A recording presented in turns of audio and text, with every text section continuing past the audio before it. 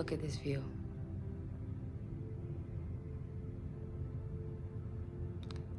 These mountains mean so much to me. When I was a little girl, I used to sketch mountains in my notebooks. And I feel like that was a context clue for my life. So it's December 29th, and I've decided, well, I guess a couple situations ago, that this issue that I was having of letting certain people in my life and not examining their energy properly and allowing certain things to be that I would never outright call toxic.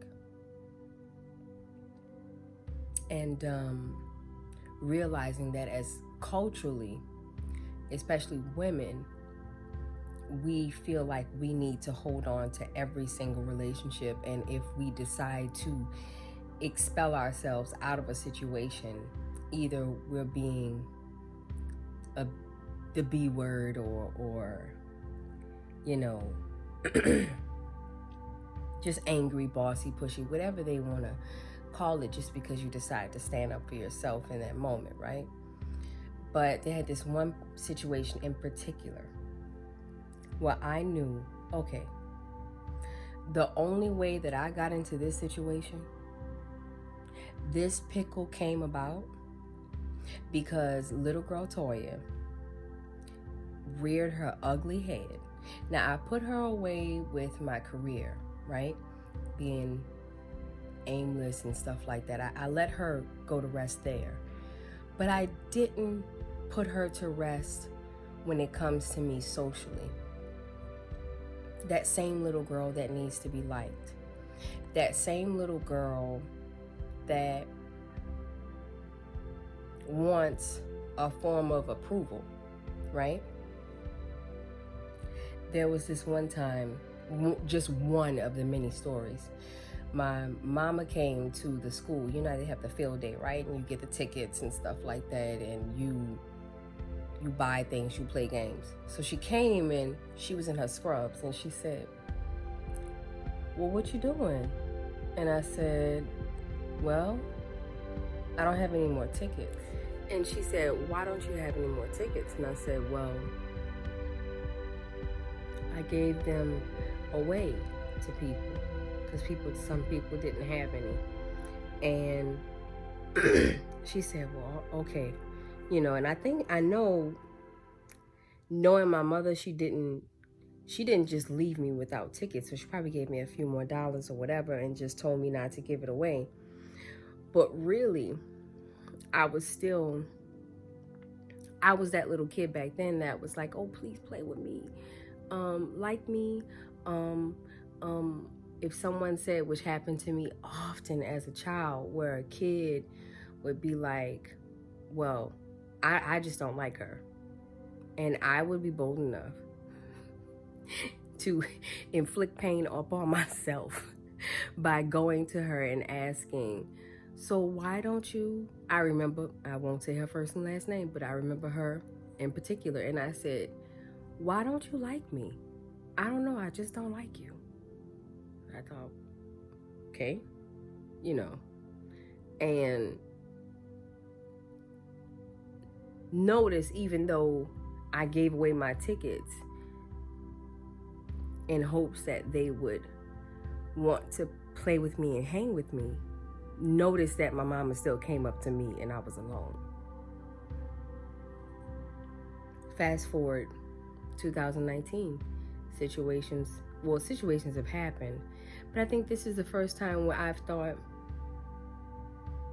okay, that's a moment where old Toya surfaced.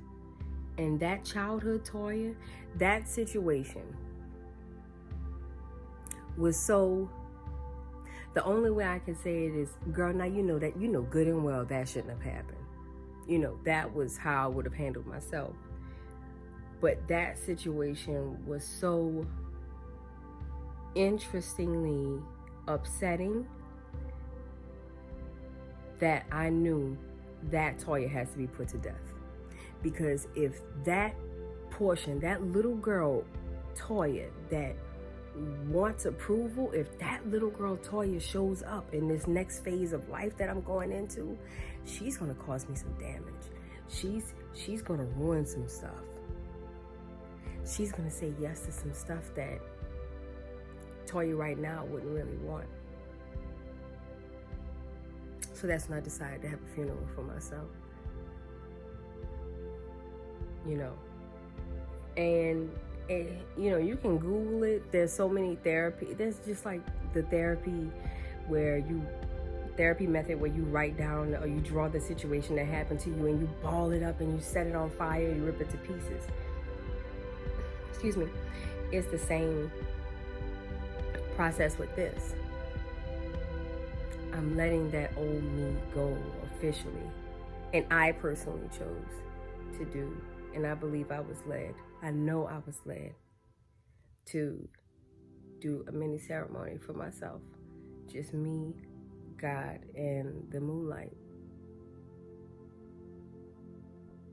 I'm going to do it New Year's Eve. And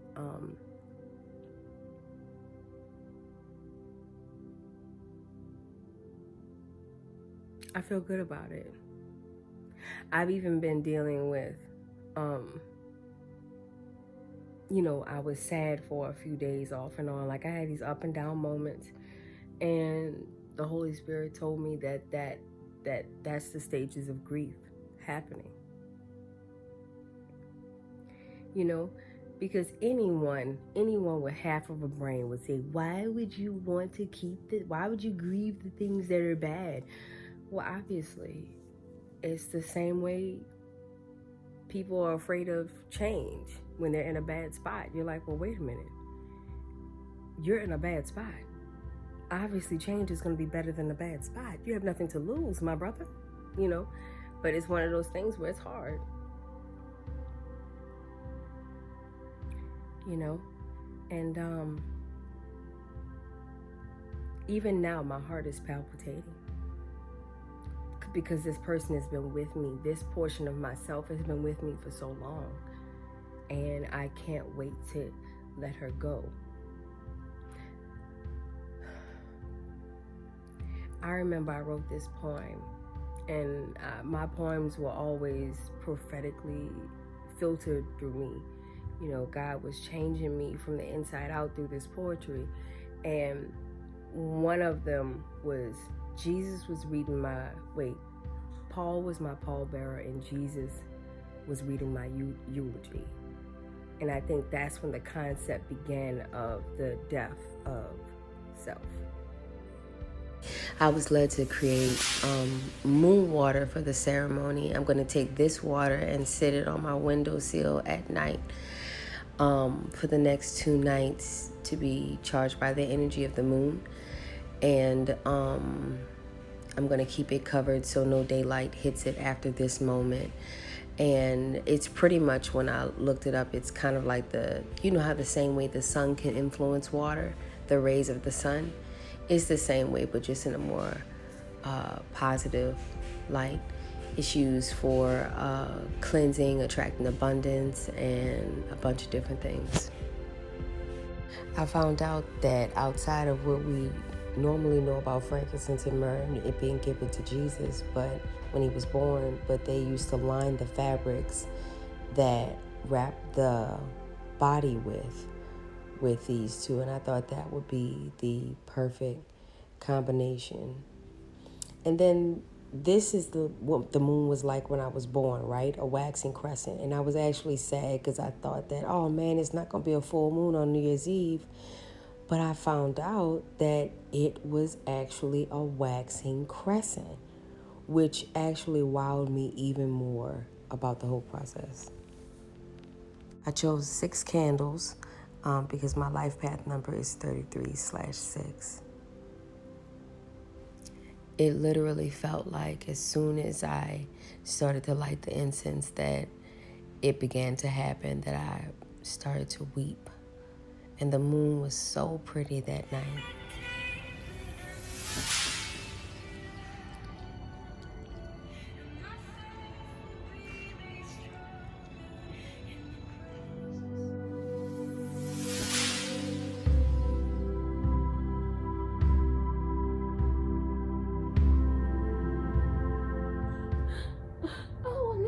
exactly what you put me into, God.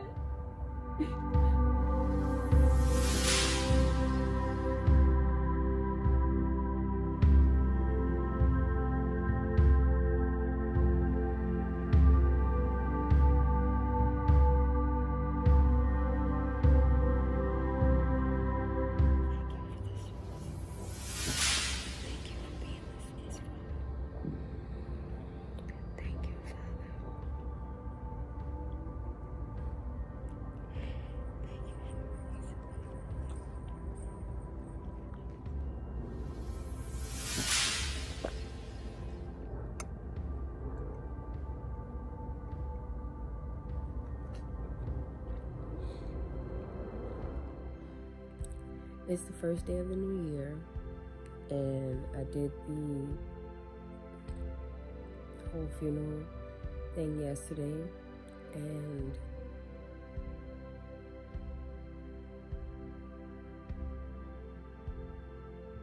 you know how have you ever held in a cry?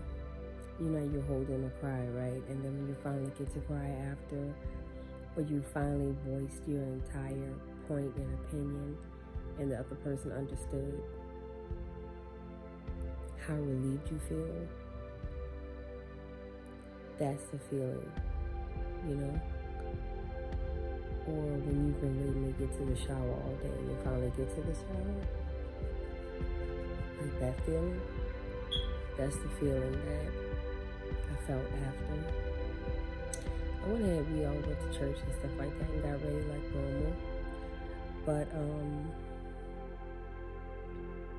that night, I went to sleep and did not wake up until 12:30 this afternoon. And that absolutely, I never do anything like that. I normally sleep, even if, let's just say I go to sleep like 2 in the morning, 3 in the morning. My late waking up naturally is like about maybe 8, 9 o'clock. If I wake up 8 or 9 o'clock, you better believe I'm gonna have a bad attitude, because I feel like I missed a good portion of the productive part of my day. But I woke up at 12:30. I was caught off guard by the 12:30,